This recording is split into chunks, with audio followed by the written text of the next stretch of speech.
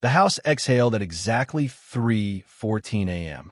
To the sighted, darkness is an absence, a terrifying void where the known world falls away. But to Thomas Thorne, the dark was a meticulously drafted canvas, a sprawling three-dimensional matrix of texture, temperature, and resonance. He did not need light to see. He had built an entire world that spoke to him in the languages of friction and sound. Lying in the center of the California king bed, Thomas opened his sightless eyes.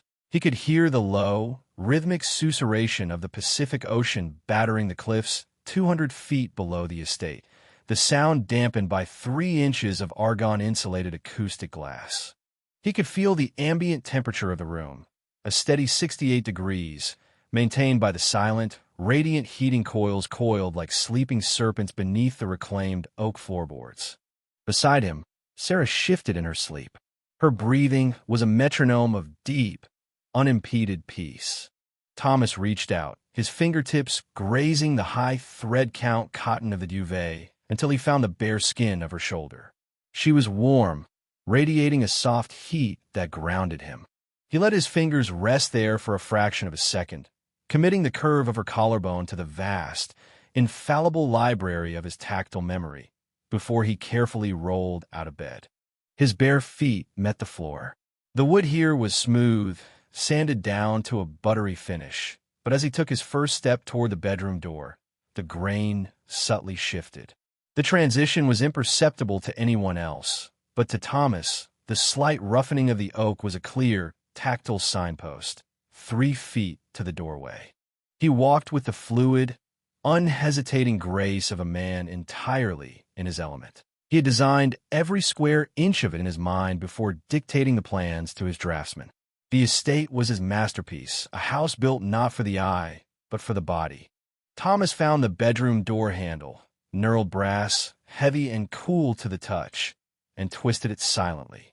He slipped into the second-floor hallway, closing the door behind him with a soft, satisfying click that sealed Sarah in the acoustic vault of the master suite.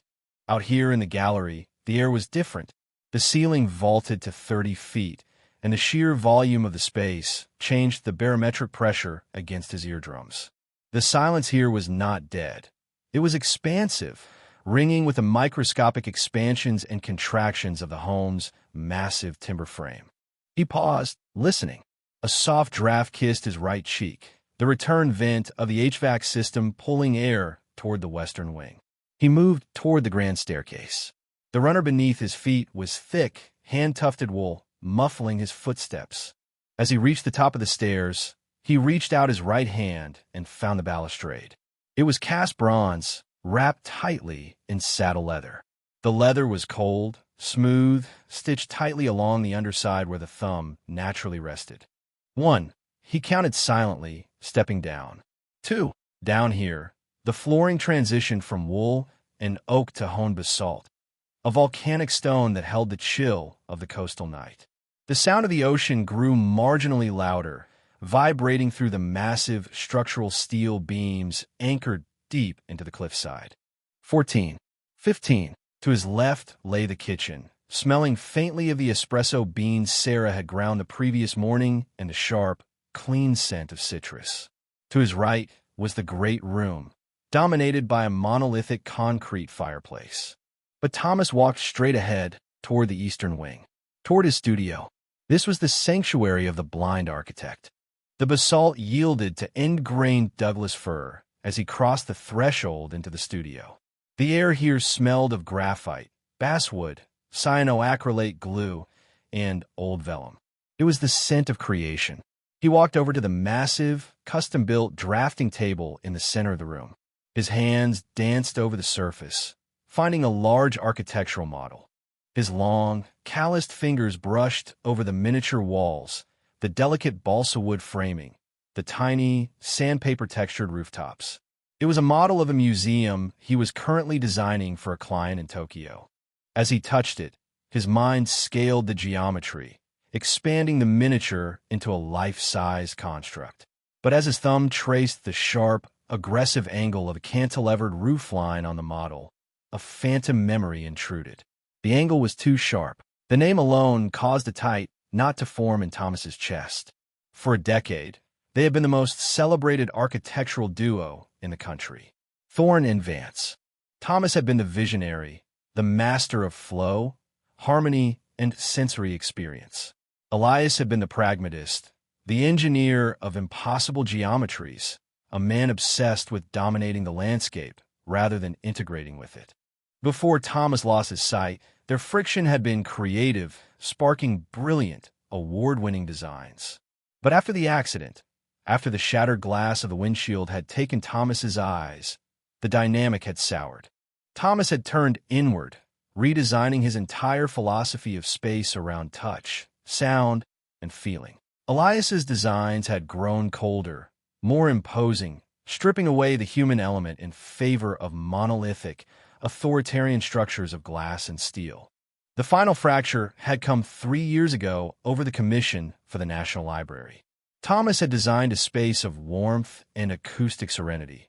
Elias had secretly submitted a revised draft, a brutalist fortress that eclipsed Thomas's work entirely. The board had chosen Elias's vision. Thomas had dissolved the partnership the next day. Elias always said that architecture was an act of violence against nature. Thomas believed it was a negotiation. Thomas pulled his hand away from the balsa wood model, shaking off the ghost of his former partner. He moved past the drafting table toward the vast wall of glass that looked out over the Pacific. He could feel the cold radiating off the panes, a subtle wall of winter pressing against the interior warmth of the studio. He pressed his palm flat against the glass, feeling the microscopic vibrations of the wind outside. Then, the house changed. It was not sound. The HVAC system, which had been pushing a steady, low-frequency hum of warm air through the floor vents, abruptly shut off. The sudden silence was deafening to Thomas. He froze, his palms still flat against the freezing glass. He focused his hearing, dialing down his own heartbeat, tuning his ears to the resonant frequencies of the sprawling mansion. 3 seconds later, the haptic floor system triggered. When Thomas had designed the estate, he had eschewed traditional security systems. Sirens would blind him acoustically, robbing him of his primary sense, and flashing lights were useless. Instead, he had integrated a network of piezoelectric sensors into the perimeter fencing, the doors, and the window frames. Beneath the soles of his bare feet, the ingrained Douglas fir pulsed. Thump, thump, a low-frequency vibration generated by subwoofers bolted directly to the floor joists beneath the studio. It was a frequency too low to hear, but powerful enough to rattle the marrow in his bones. Thump, thump. The perimeter had been breached. Thomas withdrew his hand from the glass, his breath catching in his throat. His mind instantly brought up the mental blueprint of the estate. The pulse was a double beat. That meant the breach was not on the ocean side, where the cliffs made approach impossible. A double beat meant the western perimeter, the forested driveway. Someone had bypassed the heavy iron gates. He stood perfectly still in the darkness of his studio. He did not reach for a light switch. Illuminating the house would only give the intruder the advantage. In the dark, Thomas was the apex predator. Thump, thump, thump. A triple beat. The western terrace doors.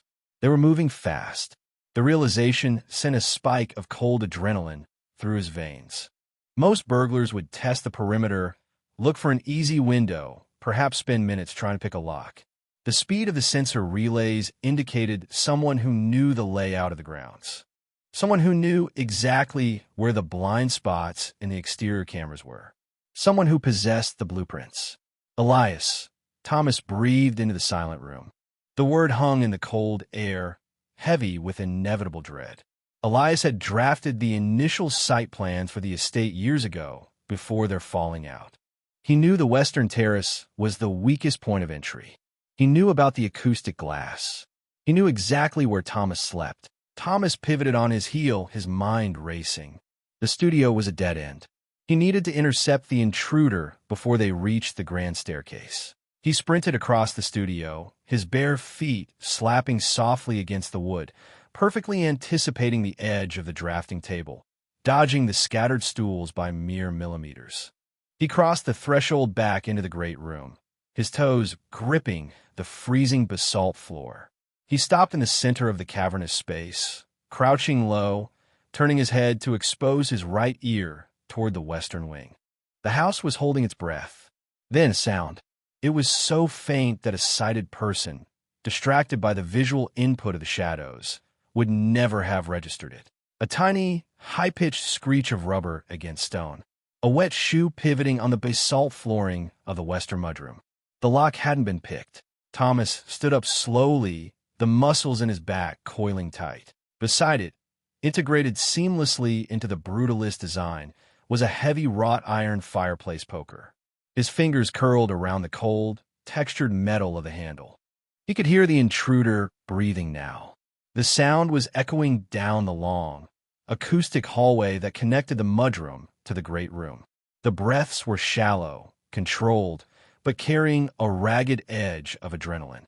"I know you're there, Elias," Thomas said, his voice a deep, resonant baritone that carried perfectly through the engineered acoustics of the great room. He did not shout. He didn't need to. The house was designed to carry his voice like a concert hall. The breathing down the hallway abruptly stopped. A profound, suffocating silence stretched between them, broken only by the distant, muffled crash of the ocean against the cliffs. Thomas tightened his grip on the iron poker, his mind tracking the invisible geometry of the room, calculating the distance between the hallway threshold and his current position. 22 feet, unobstructed. Then a voice drifted out of the darkness. It was smooth, cultured, but laced with a frantic, metallic tension that had not been there 3 years ago. "You always did have perfect pitch, Thomas," Elias Vance whispered from the shadows. "But you're still living in the dark, and I've come to turn on the lights." Thomas didn't move. He felt the ambient temperature in the room drop as the draft from the open mudroom door washed over his bare feet. The blueprint in his mind illuminated with terrifying clarity. The eclipse had begun. The Blackwood estate did not merely sit upon the jagged obsidian cliffs of the Oregon coast. It gripped them. Thomas Thorne had designed the house to be a living extension of the basalt and ancient spruce, a symphony of cantilevered steel, triple-glazed glass, and reclaimed timber. He was already hovering in the liminal space between sleep and waking, his mind endlessly tracing the invisible blueprints of his latest project, when the first anomaly registered. It was not a sound, but a feeling. Thomas opened his eyes. A secondary vibration.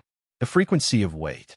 Not the settling of timber, but the deliberate, compressed flex of the wide plank oak flooring in the eastern gallery. The mudroom off the cliffside entrance. The heavy, reinforced door there hadn't been forced. There was no explosive concussion of shattered deadbolts. It had been bypassed. 3 distinct rhythmic patterns. 3 men.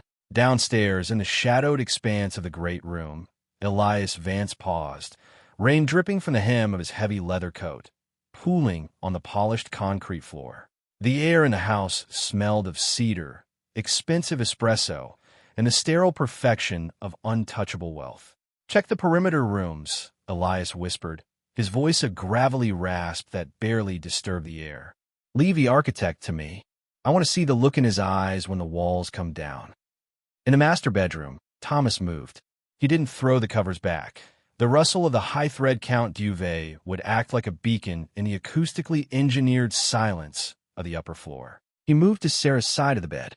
Her face was serene, turned toward the glass wall that overlooked the churning black ocean.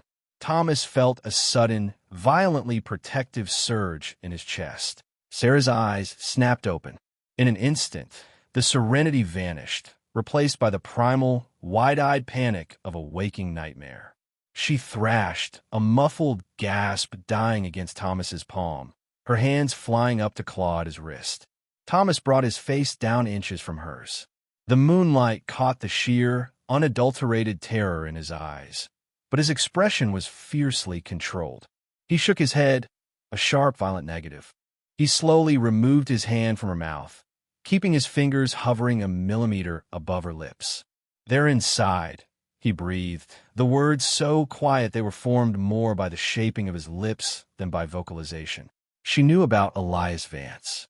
She knew about the missing ledgers, the hidden designs, the perilous game Thomas had played to secure the foundation of their lives. Their 7-year-old son was sleeping in the adjacent wing, separated by a 30-foot corridor of open-air design. The men were communicating in sharp, brief hand signals, their flashlight beams slicing through the darkness like pale blue sabers.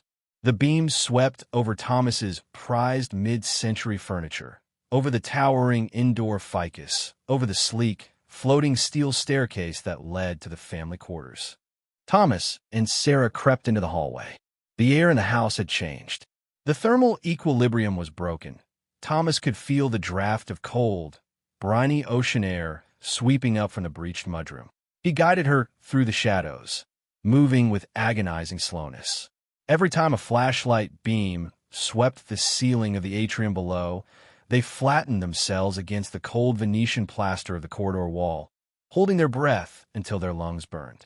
Panic flared in Sarah's eyes. She pulled at Thomas's arm, silently urging him to hurry. But Thomas knew the house. He knew that the floating steel staircase acted as a giant tuning fork. The moment the intruder stepped on the first tread, the resonance would tell Thomas exactly how much time they had. They reached Leo's room. The door was ajar. Inside, the boy was curled into a tight ball beneath a blanket patterned with constellations, his small chest rising and falling softly. A night light cast a dim, amber glow across the room, projecting stars onto the ceiling. Thomas moved to the bed. He didn't wake the boy. A waking 7-year-old would be confused, might cry out, might ask a question. Instead, Thomas slid his arms beneath the mattress itself, lifting the boy, blanket, and pillows in one fluid, continuous motion. Leo shifted, letting out a soft sigh, but the familiar warmth of his father's chest kept him anchored in sleep.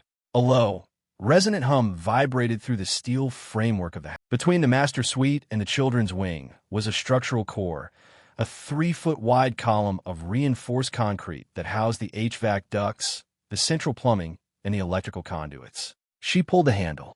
The door swung open on perfectly oiled hinges, emitting no sound. She ripped the stacks of Egyptian cotton towels from the middle shelves, tossing them silently to the carpeted floor. Vim, a second step on the stairs. Heavier.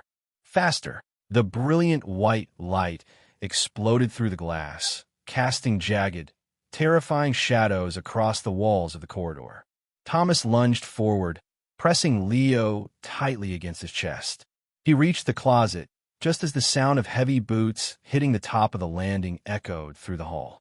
Sarah pushed the false back of the closet. It was secured by a heavy magnetic latch. Sarah slipped in first. Thomas followed, maneuvering Leo's sleeping form through the narrow aperture. He paused, tilting his head. The house was dead quiet, but Elias possessed the instincts of a predator. He could feel the residual warmth in the air. He could smell the sudden spike of adrenaline. Inside the wall, Thomas reached out with trembling fingers and grasped the recessed handle of the false panel.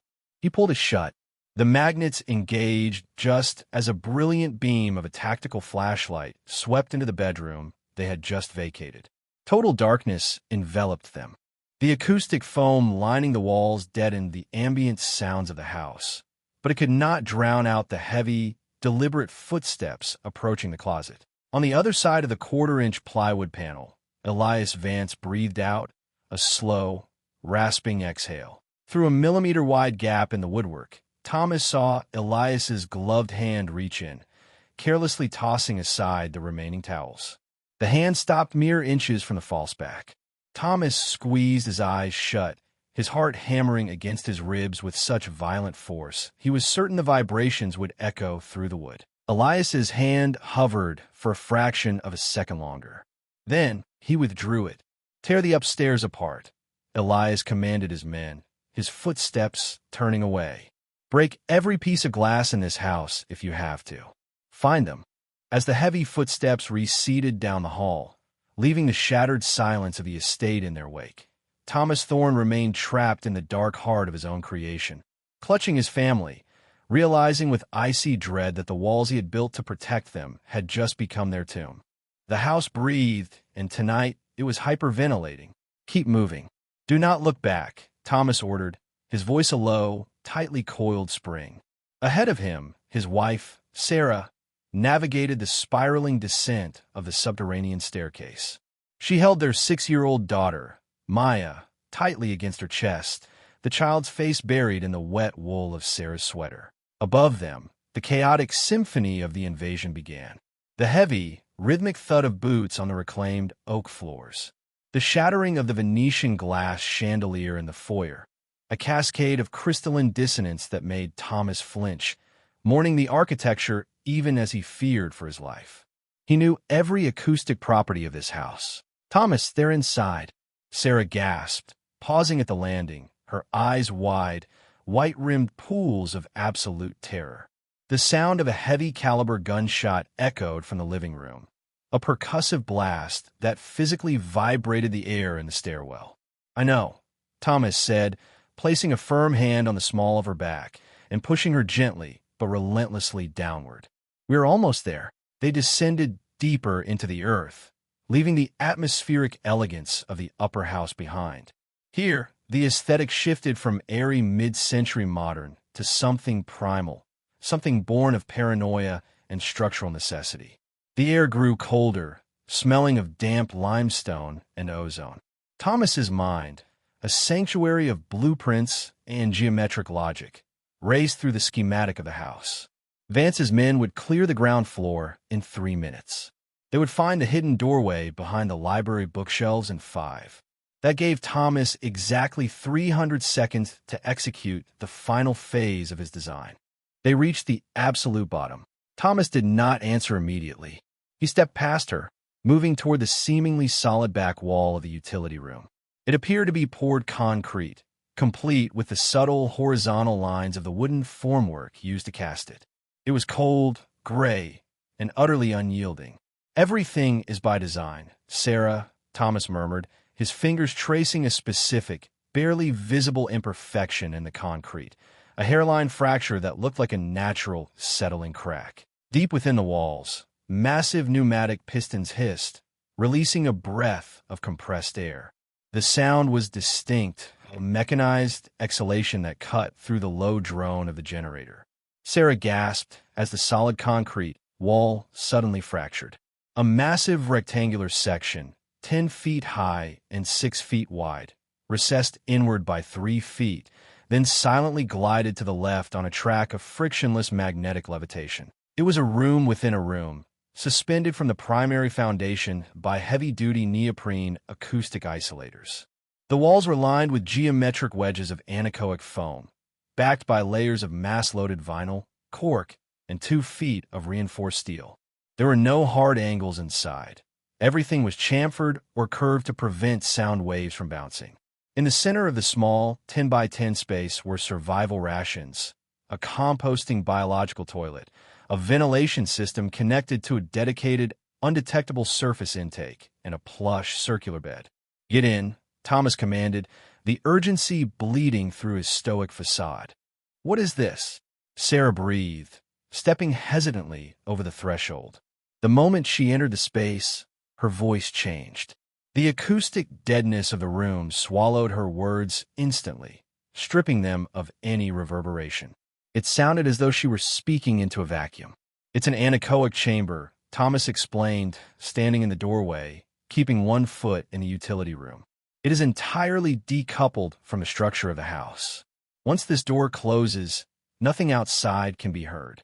Sarah's eyes darted around the oppressive, silent space, then snapped back to Thomas.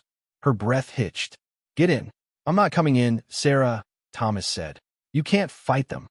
Sarah screamed, the sound instantly dying in the acoustic foam, rendering her agony bizarrely muted. "Elias will kill you. Please, Thomas, please don't leave us." "Daddy, no." Leo cried out, stepping forward, his small hands reaching across the threshold. Thomas felt a tear hot against his own cheek. He ignored it. He reached to the side of the door frame and pressed the sequence into the keypad. Thomas held his wife's gaze. "Do not open this door, Sarah, no matter how long it takes." Instantly, Sarah was gone. Thomas stood alone in the dim, humming utility room. The silence from the other side of the wall was a heavy, suffocating blanket. But the noise behind him was growing. Thomas turned away from the vault. "Thomas!" Elias Vance's voice drifted down the stairwell, amplified by the hard surfaces. It was a cultured, baritone voice, smooth as velvet and sharp as a scalpel. "A magnificent descent, Thomas." "Truly," Vance called out, the sound growing closer. The transition from the organic light of the upper floors to this brutalist, subterranean hellscape, it speaks volumes of your psychological state. Thomas walked over to the primary breaker panel for the house. He opened the heavy metal door. Inside were rows of perfectly labeled switches. "Let's test that theory," Thomas whispered to the empty room. He gripped the master switch and pulled it down. The generator roared, but the lights across the entire house, including the sickly yellow emergency bulbs in the basement, simultaneously violently shattered, plunging the Blackstone residence into absolute, abyssal darkness. The vault was sealed. The wolves were in the dark. And Thomas Thorne, armed with the intimate knowledge of every shadow, every drop, and every fatal angle of his masterpiece, stepped silently into the pitch black to hunt. To the layman, a building is a static, lifeless thing, a mere arrangement of glass, steel, and concrete erected to hold back the sky. But to Thomas Thorne, a building was a living, breathing organism. The interstitial service shaft between the 4th and 5th floors was exactly 26 inches wide and 30 inches high. Thomas didn't need a light to navigate it. He knew the dimensions down to the millimeter because he had drafted them himself, running his pencil over the vellum 3 years ago in the quiet solitude of his studio. Beneath him, separated only by an inch of acoustic drop ceiling tiles, the wolves were hunting. "Check the eastern stairwell." A voice barked, the sound muffled but distinct through the porous ceiling. It was Elias Vance. The mercenary leader's voice possessed a jagged, abrasive quality, like a serrated blade dragging across soapstone. "He's not a ghost. He's a middle-aged architect." Thomas paused, holding his breath. He pressed his ear against the cold steel of the duct. He could hear the heavy, rhythmic thud of combat boots pacing the hardwood floor of the executive corridor below. 3 men. The distinct clatter of polymer rifle stocks rubbing against tactical vests. The hiss and crackle of their encrypted radios. They moved with the arrogant swagger of men who believed that because they carried the light and the firepower, they owned the night. They were so dependent on their vision. He began to move again, inching his way toward the vertical service drop that plunged deep into the sub-basement levels. Every movement was calculated to produce 0 friction, 0 sound. As he slid over a junction box, his mind involuntarily snapped to Sarah. Sarah! The thought of his daughter was a sudden, sharp ache in his chest, tighter than the confined space around him. He had left her locked inside the vault of silence, the heavily reinforced, acoustically dead panic room on the 2nd sublevel. But a vault was only a tomb if the enemy had enough time to bring up thermal lances and hydraulic spreaders. He swung his legs over the edge, finding the rusted iron rungs of the maintenance ladder with the toes of his shoes. He began to climb down, slipping past the 3rd floor, the 2nd floor, the lobby level. As he descended, the ambient temperature dropped, and the background noise of the building shifted. He paused as he reached the grate overlooking the primary corridor of the 3rd sublevel. This was the belly of the beast. Down here, the aesthetic elegance of the upper floors was abandoned for brutalist utility. Thick, exposed pipes lined the ceilings like swollen veins. Through the slats of the grate, Thomas peered down. Thomas knew he couldn't fight the man hand-to-hand. He was an architect, not a soldier. It sailed in a long arc, striking a hollow aluminum ventilation hood mounted on the far wall. Clang. The sound was sharp, metallic, and violently loud. Because of the parabolic curve of the corridor, the acoustic reflection made it sound as though the impact had happened right around the blind corner, 40 feet to the guard's left. The guard snapped to attention, spitting out his gum. His flashlight clicked on, the beam cutting a hard cone through the dim air. Vance, I got movement in the lower transit hall. The guard muttered into his radio, his boots scuffing the concrete as he raised his weapon and advanced cautiously toward the false echo. Hold your position. Vance's voice crackled back, distorted and tiny. It was all the margin Thomas needed. He pushed the grate silently outward on its well-oiled hinges, sliding out of the shaft and dropping to the concrete floor. He landed in a crouch, the impact absorbed by the rubber soles of his shoes. He moved like a phantom, slipping behind the guard's field of vision, hugging the wall where the shadows pooled deepest. The breaker room was a cavern of immense, latent power. It was the size of a gymnasium, dominated by three massive, monolithic transformers that hummed with a bone-rattling frequency. The air in here was hot, thick with the smell of scorched copper and static electricity. Massive bundles of black cables, thick as pythons, writhed along the ceiling before plunging into a series of towering, gray steel cabinets. Vance's men were sweeping the upper floors, relying on the building's network of security cameras, electronic door locks, and climate controls to corral him. They were using his own creation against him. But Thomas knew a fundamental truth about modern fortresses. They were entirely dependent on their umbilical cord to the grid. He approached the primary distribution frame. He walked back to the primary distribution frame. He raised the iron crowbar and drove it violently into the locking mechanism of the steel grate. The cheap padlock shattered.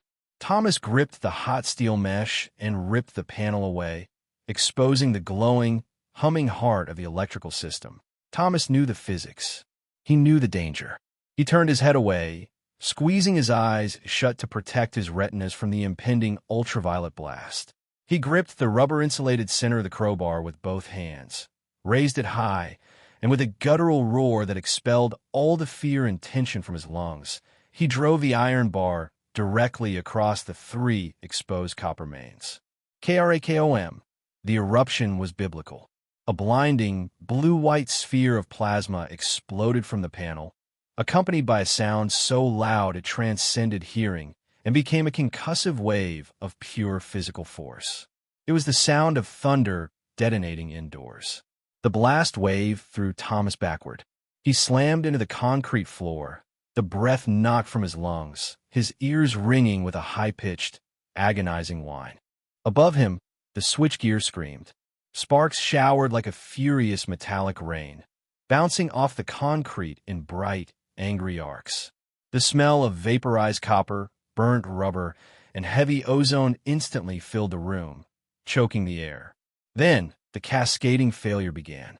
Deep within the walls of the building, heavy magnetic relays violently snapped open with a chorus of shotgun-like cracks. The massive transformers in the room groaned, their frequency pitching up into an agonizing squeal as the massive short circuit dragged the power grid to its knees. And then, as suddenly as the chaos had erupted, it died. The transformers spun down into silence. The heavy, oppressive hum of the air handlers ceased. The LED indicators faded. The harsh fluorescent lights in the hallway outside died. Thomas lay on his back against the cold concrete, his chest heaving, his lungs burning with the acrid smoke. He slowly pulled the heavy rubber gloves off his hands and let them drop to the floor. He opened his eyes. There was no difference between having his eyes open or closed. The blackness was total. In the hallway outside, panic erupted. Thomas pushed himself up to his feet. His muscles ached, and his ears were still ringing. But as he stood in the pitch-black room, a profound sense of calm washed over him. The chaotic, visual world of Elias Vance had just been annihilated. The darkness within the Thorne residence was not merely an absence of light. It was an architectural feature. When Thomas had severed the main breaker, plunging the sprawling, brutalist mansion into absolute blackness, he had fundamentally altered the geometry of the battlefield. He had drafted every line, calculated every load-bearing wall, and obsessed over every square inch of this structure. He didn't need eyes to see the house. He could feel its pulse through the soles of his bare feet. Crouched in the narrow service corridor behind the primary kitchen bulkheads, Thomas exhaled slowly, letting the chilled air of the ventilation shaft cool the sweat pooling at his collar. Beside him, Sarah was a phantom, her presence betrayed only by the shallow, rapid cadence of her breathing. He reached out, his fingers finding the familiar contour of her shoulder. He squeezed once, spread out. Elias Vance's voice barked from the great room above them, the sound distorted, carrying a jagged edge of mounting frustration. Thomas closed his eyes, mapping the origin of Vance's voice. The great room. The acoustic plaster on the ceiling there was designed to absorb high frequencies, but the polished concrete floor acted as a reflective plane. Vance was standing near the central hearth. Thomas leaned in, his lips brushing Sarah's ear. The whispering gallery, he breathed, his voice barely a vibration in the air. Go to the vault manifold. Wait for my signal through the brass. Sarah nodded in the dark, her hands slipping from his as she moved away, her sock-clad feet completely silent on the hardwood transition. He slipped through the concealed service door, stepping into the sweeping arc of the eastern corridor. Heavy, tactical boots scuffed against the floorboards at the far end of the hall. One of Vance's men. A flashlight beam sliced through the velvet black, a pale, trembling cone of dust and terror. Thomas retreated to the southern focal point, a shallow alcove lined with ribbed oak. He crouched, picking up a heavy steel ball bearing from a decorative kinetic sculpture he had dismantled hours ago. Griggs took another step, his breath heavy, his flashlight beam shaking slightly. The house was too quiet. Thomas leaned his face toward the curved wall. "I'm right behind you," he whispered. The acoustics captured his breath, carried it along the parabola, and deposited it directly into Griggs's right ear at the far end of the hall. Thomas rolled the steel ball bearing along the hardwood floor. It didn't roll toward Griggs. It rolled laterally, crossing a hollow acoustic chamber beneath the floorboards. To Griggs, the sound amplified into the heavy, thudding footsteps of a giant sprinting directly at him from the dark. Panic overtook training. Griggs raised his weapon and fired blindly into the gloom. The suppressed muzzle flashes strobed the hallway in brilliant, magnesium-white bursts, illuminating the empty, curving walls. The bullets chewed harmlessly into the reinforced concrete behind the plaster. While Griggs was blinded by his own muzzle flashes, Thomas moved. Griggs, backpedaling from the phantom footsteps, stepped directly into the door's swing path. The heavy steel and oak edge caught him squarely in the chest. There was a sickening crunch of ribs, a choked gasp, and the flashlight clattered to the floor, rolling away to cast wild, spinning shadows. In the great room, Elias Vance heard the muffled staccato of Griggs's gunfire, followed by the heavy, resonant thud of the pivot door. "Griggs!" Vance yelled into his radio. Static hissed back. "Griggs, report." Nothing. Vance unholstered his sidearm. The metallic click deafening in the silence. "Stay together. We tear this place apart wall by wall." But Thomas had no intention of letting them stay together. He moved silently through the labyrinthine servant corridors, arriving at the mechanical room beneath the glass atrium. He reached up and gripped a heavy iron lever, part of the manual override for the home's ventilation and architectural partition system. He pulled it down. On the main floor, Vance, Pike, and Corvo moved toward the atrium, their flashlights cutting through the dark. Suddenly, the deep, groaning sound of shifting mass echoed through the house. "What the hell is that?" Pike hissed, aiming his weapon at the ceiling. Powered by a gravity-fed counterweight system Thomas had just released, the walls glided silently into new configurations. A wall of solid black walnut bisected the room, sliding perfectly between Corvo and the other two. Corvo jumped back, startled, as the wall slammed into its locking groove with a heavy, definitive thud. Corvo turned, his flashlight beam bouncing off the towering glass walls of the indoor atrium. Above him, the moon broke from behind a thick bank of clouds, casting pale, skeletal shadows through the skylights.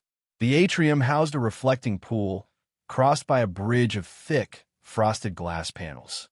Deep in the vault manifold, Sarah stood before a cluster of brass speaking tubes, a Victorian architectural homage Thomas had installed that connected to various vents throughout the home. She waited for the single tap on the pipe that was her signal. Clink!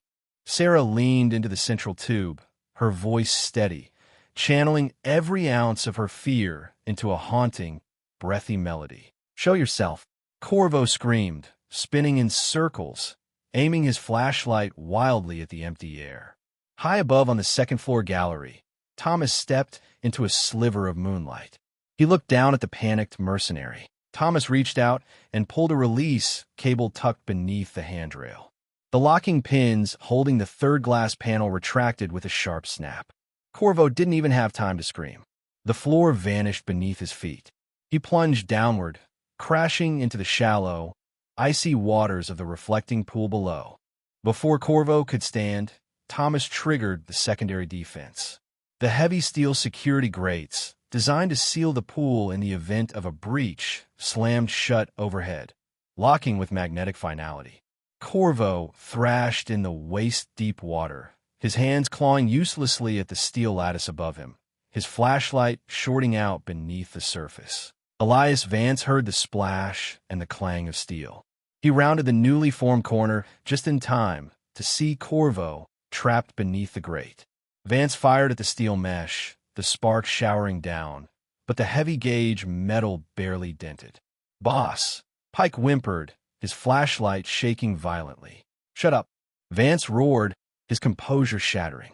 His eyes darted around the cavernous space. The moonlight shifted, revealing the cantilevered steel staircase leading up to the second-floor gallery. Vance saw a shadow move at the top of the stairs. "Thorn! There!" Vance fired 3 shots. The bullets sparked against the steel handrails, whining as they ricocheted into the dark. "Take the stairs, Pike. Go!" Pike hesitated, but the murderous look in Vance's eyes left him no choice. He rushed the staircase, his heavy boots clanging loudly against the steel treads. The cantilevered stairs were an architectural marvel, individual steel slabs protruding directly from the concrete wall, seemingly floating in midair. Thomas watched him ascend, his face an impassive mask in the darkness. He had built this home as a sanctuary, a monument to control and precision. These men had brought chaos into his temple. They had threatened Sarah. There would be no mercy. When Pike reached the midpoint of the stairs, Thomas knelt and yanked the heavy industrial lever concealed beneath a floorboard at the landing. The cantilevered stairs were not fixed. They were designed with hydraulic release valves to act as a firebreak. When Thomas pulled the lever, the internal pressure dropped. Beneath Pike's feet, the steel treads suddenly angled downward, dropping 30 degrees in an instant. Pike's momentum betrayed him. He slipped, his arms flailing wildly. He pitched backward, tumbling down the sharp steel edges. His head struck the solid concrete floor at the base of the stairs with a sickening, wet crack. Pike's body twitched once, then lay entirely still in a growing, dark pool that caught the faint moonlight. Silence rushed back into the house, heavy and suffocating. Elias Vance stood at the bottom of the stairs, his breath coming in ragged, shallow gasps. He looked at Pike's broken body, then up at the empty landing. His gun hand dropped to his side. The cold realization washed over him like ice water. He wasn't a hunter anymore. He was a rat in a maze, and the architect controlled the walls. "Thorn!" Vance screamed, the sound tearing from his throat, echoing violently off the brutalist concrete and shatterproof glass. "Thorn, you brought a gun to a knife fight, Elias." The voice whispered, vibrating in the floorboards, ringing in the glass, absolute and godlike. "But I brought a house." The darkness inside the Eclipse building was no longer an absence of light. It was a living, breathing entity. It was heavy, tasting of ozone, pulverized concrete, and the sharp, metallic tang of arterial blood. Thomas Thorne pressed his spine against the rough-hewn surface of a reinforced load-bearing pillar. His breath came in ragged, shallow increments, strictly rationed to prevent the ambient acoustics of the grand atrium from betraying his position. He closed his eyes, though it made no difference in the pitch black. He didn't just know the building, he was its mind. And right now, the building was a trap closing its jaws around its final victim. Somewhere in the sprawling, cavernous void below him, Elias Vance was losing his mind. "Thorn!" Vance's voice ripped through the silence, a feral, wet sound that bounced off the acoustic dampening panels Thomas had meticulously angled 3 years ago. The sound fractured, echoing from the cantilevered mezzanine to the obsidian-tiled lobby, making it impossible for a layman to pinpoint the source. Thomas let the echoes die. He felt the subtle vibrations through the soles of his shoes. Talp! Scrape! Talp! Vance was pacing. The heavy, irregular footfalls of a predator who realized he was suddenly the prey. The remaining members of Vance's gang, the wolves who had breached the vault of silence, were gone, swallowed by the architectural dead zones and blind drops Thomas had weaponized. Now it was only the alpha left. "I'm done playing in the dark, Architect," Vance snarled, the raw panic in his throat barely masked by his booming rage. There was a sudden, violent scuffle of fabric, followed by a sharp, muffled gasp that made Thomas's heart hammer furiously against his cracked ribs. "Sarah," Thomas breathed, the word completely soundless on his lips. "I know you can hear me," Vance yelled. The beam of a high-powered tactical flashlight suddenly sliced through the dark, an erratic spear of sterile white, illuminating floating motes of dust and the slick smears of blood on the polished concrete floor. The beam swung wildly, catching the edges of structural steel and shattering against the tempered glass balustrades. Vance stood in the center of the grand atrium, his left arm wrapped violently around Sarah's neck, his right hand leveling a suppressed, heavy-caliber pistol at the shadows. Sarah's face was pale, her lips split and bleeding, but her dark eyes were wide and fiercely scanning the gloom. She wasn't looking at the gun. She was looking at the architecture. She was Thomas's partner in every sense. She had drafted the structural schematics of this very atrium, a strip of brushed brass inlaid into the dark marble floor, designed to mark the exact center of the building's sweeping eastern hemisphere. Sunrise was exactly 3 minutes away. Thomas felt the familiar, cold geometry of his mind slide into place, overriding the searing pain in his torn shoulder and fractured ribs. The grand eastern window of the atrium was a 4-story marvel of unbroken, smart-tinted glass. At 6:14 a.m. on this specific date, the light would not just enter the room. It would be concentrated, refracted, and driven like a golden spear directly onto the meridian line. Thomas had designed it to be a cathedral of morning light, a daily rebirth for the building. Now, it would be an execution block. Thomas slid silently from behind the pillar, stepping onto the maintenance catwalk suspended 30 feet above the atrium floor. He moved with liquid grace, placing his feet precisely on the riveted seams of the steel grating where he knew the metal would not groan. He reached into his pocket and retrieved a heavy, solid brass plumb bob, a drafting tool he had carried since his university days. "You want me, Elias?" Thomas's voice floated out, smooth and deceptively calm. Vance spun, the flashlight beam sweeping upward, missing Thomas by mere feet as the architect slipped behind a massive ventilation duct. "There you are, you cowardly son of a bitch!"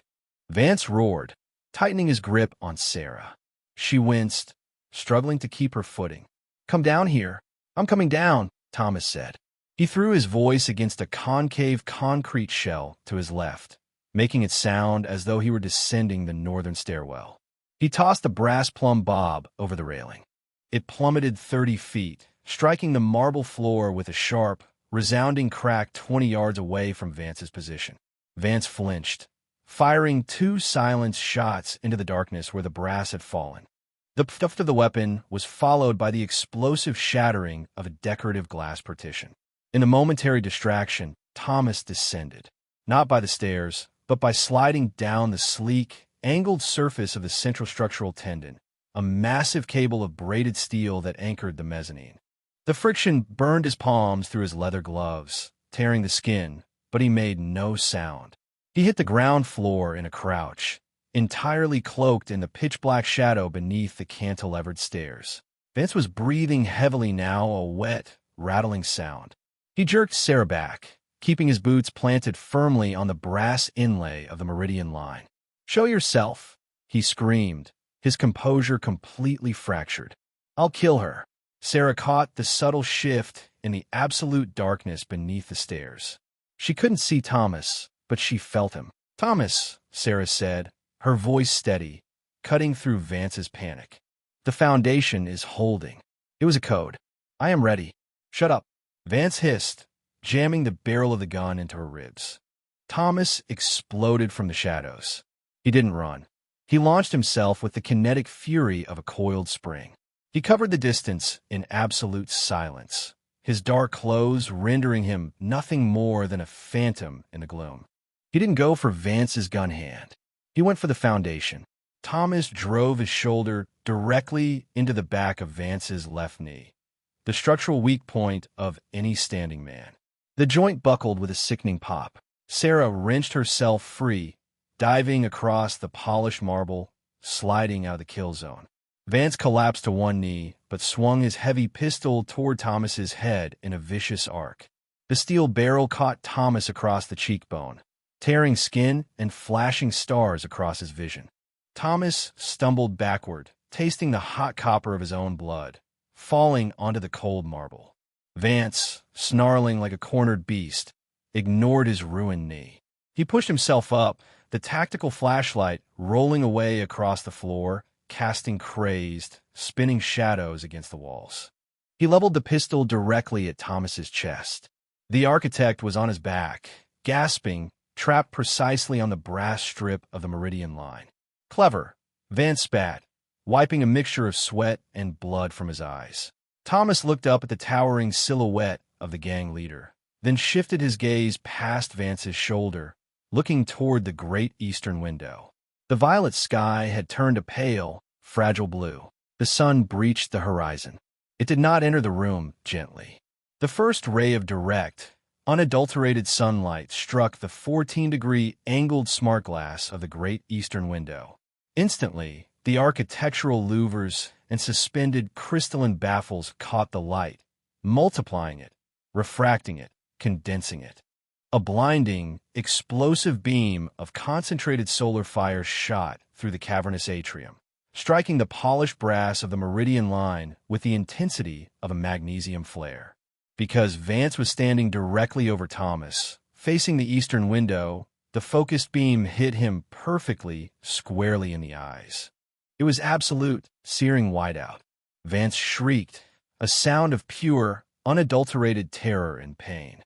He dropped his weapon, his hands flying up to claw at his severely dazzled retinas. He stumbled backward, completely disoriented, thrashing blindly in a world that had suddenly turned to blinding white fire. Vance toppled backward, his arms windmilling in the air. He had lost all spatial awareness. He didn't realize he had stumbled backward off the meridian line. Thomas rolled onto his stomach, watching as Elias Vance tipped over the edge. Then there was only silence. The building sighed as the HVAC systems, triggered by the morning light sensors, hummed to life, cycling fresh air into the blood-scented room. Thomas lay on the floor for a long moment, breathing in the sudden warmth. The wolves were gone. His sanctuary was his own again. Soft footsteps approached. Sarah knelt beside him, her silhouette framed by the magnificent, blinding halo of the rising sun. Her hands, trembling but gentle, cupped his bruised and bleeding face. She traced the line of his jaw, her eyes shining with unshed tears and an unbreakable resilience. Thomas looked up at her, then past her to the soaring, illuminated architecture of his masterpiece. The soaring vaults, the elegant cantilevers, the unbreakable foundation. Just remodeling. Together, they sat in the center of the atrium, bathed in the pure, brilliant warmth of the first light, while the Eclipse building stood silent and immovable around them, a fortress of glass and steel that had finally claimed the dawn.